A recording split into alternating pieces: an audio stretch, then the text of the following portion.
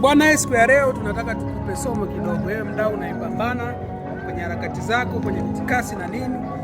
Nilisema hapo nyuma kuwa ukiona umeanza kupitia changamoto nyingi, jua mafanikio yako jirani. Lakini pia leo nataka nikupe kodi ambayo inaweza kukuletea matokeo makubwa 2026.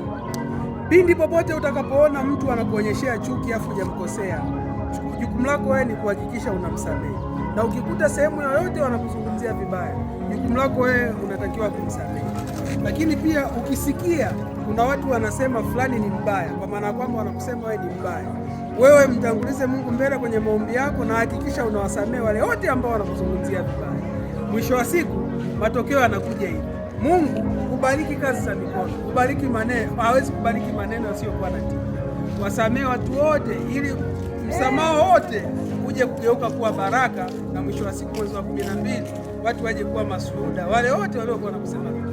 Sharap, niko na mdogo wangu wa nguvu. Asante sana.